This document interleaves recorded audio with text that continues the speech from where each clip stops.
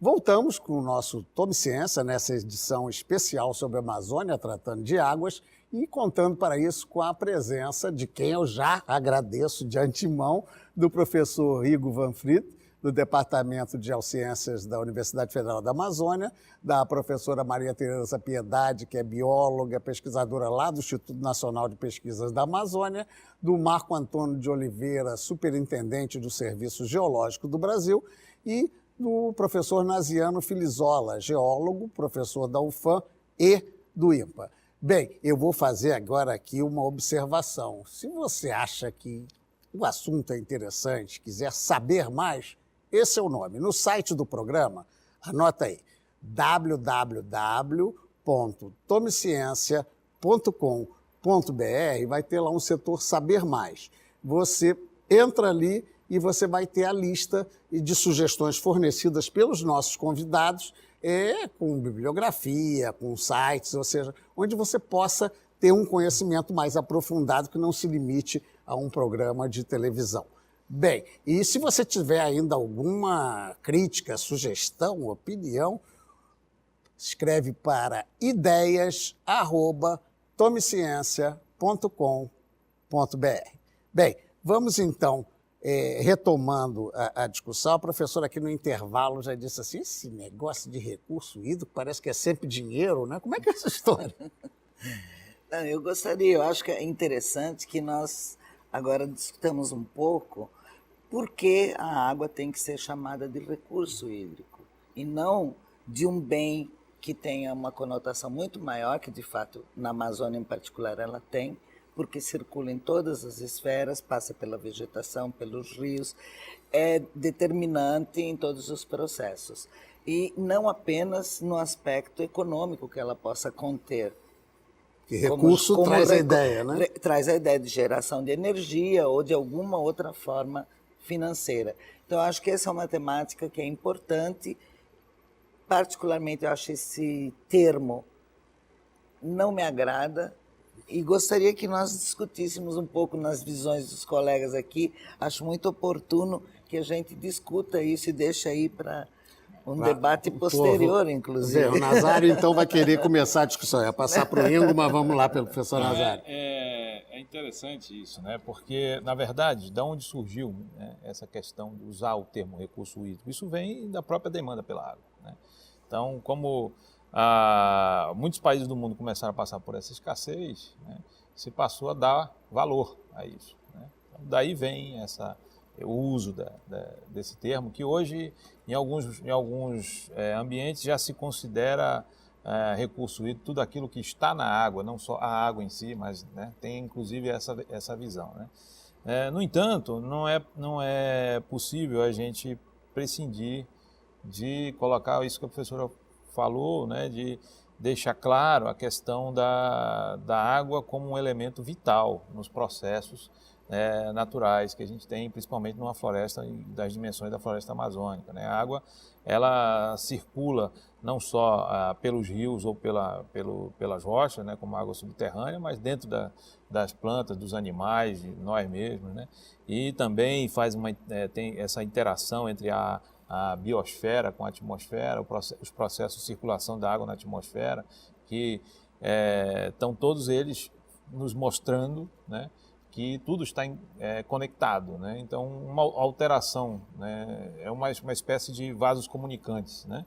Então, se você altera o nível em algum desses vasos, né, seja no sistema hidrológico puramente, vamos dizer assim, nos rios, né, isso pode influenciar na vegetação, pode influenciar na atmosfera e assim por diante. Bem, eu até ia pegar aqui com o Ingo, falar também sobre isso, mas já me ocorreu que no início do programa eu falei de que todos vieram de fora para a Amazônia.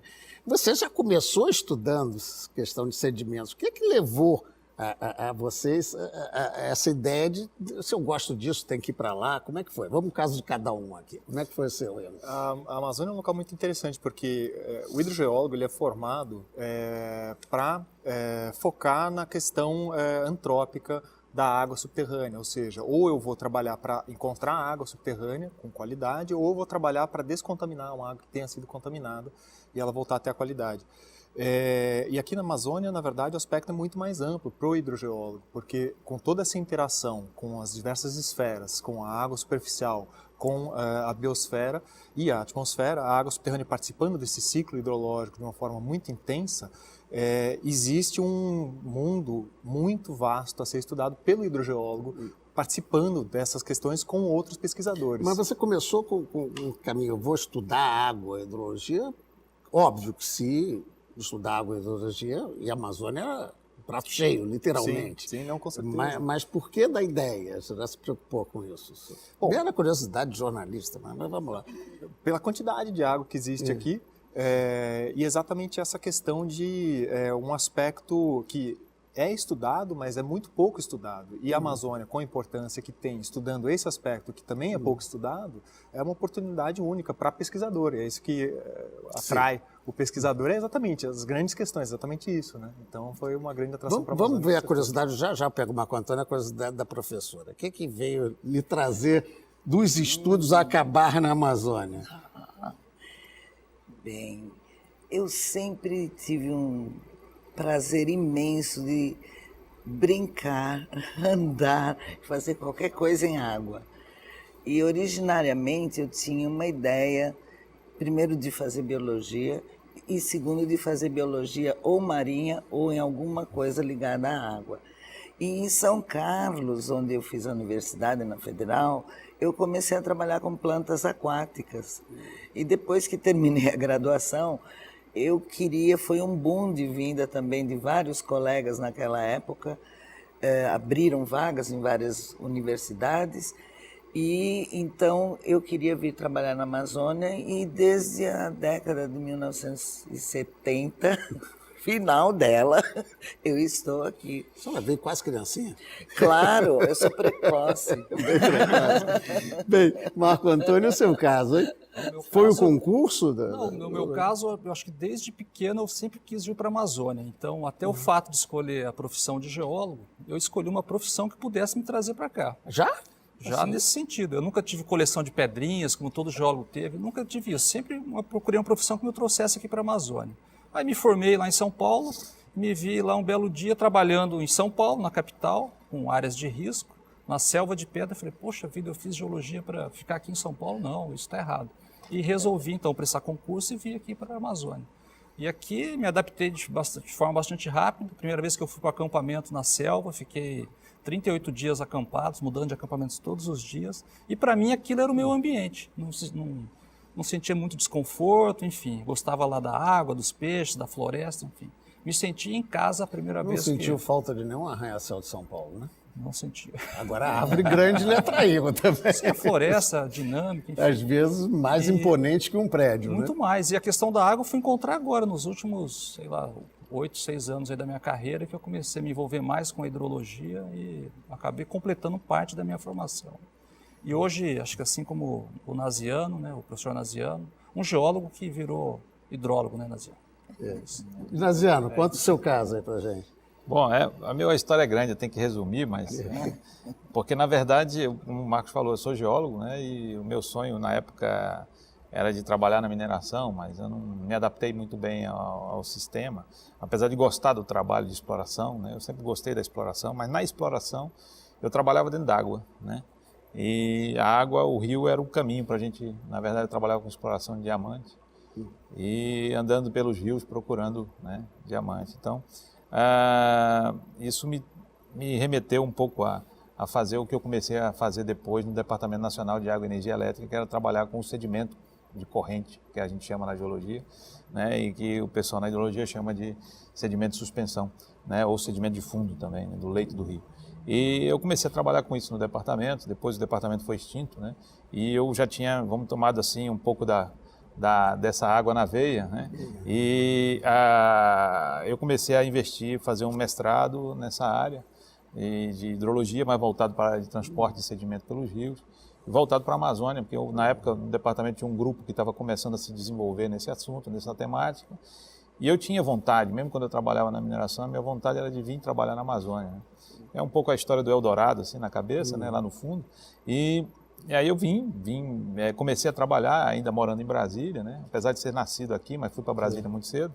Você novo. nasceu aqui? Eu nasci Então, quando eu aqui, falei vim de fora, foi uma via de mão dupla. Exatamente. Porque você se formou fora, né? Eu me criei, na verdade, em Brasília, mas eu fui daqui de Manaus, eu tinha acho que 5 anos, mais ou menos, muito cedo, no início dos anos 70.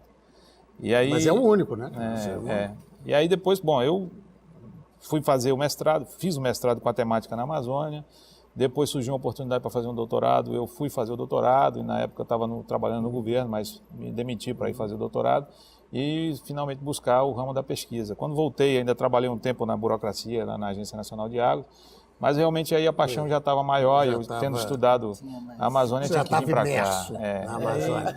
Bem, nós estamos chegando ao final do nosso programa e normalmente nesse final a gente faz uma rodada de passagem conclusiva. Então eu vou pedir para vocês que rapidamente, uns 30 segundos mais ou menos para cada um, a gente dê a ideia que vocês têm básica sobre a Amazônia, qualquer sugestão que fique, qualquer crítica que fique. Ingo, começa na ordem de apresentação.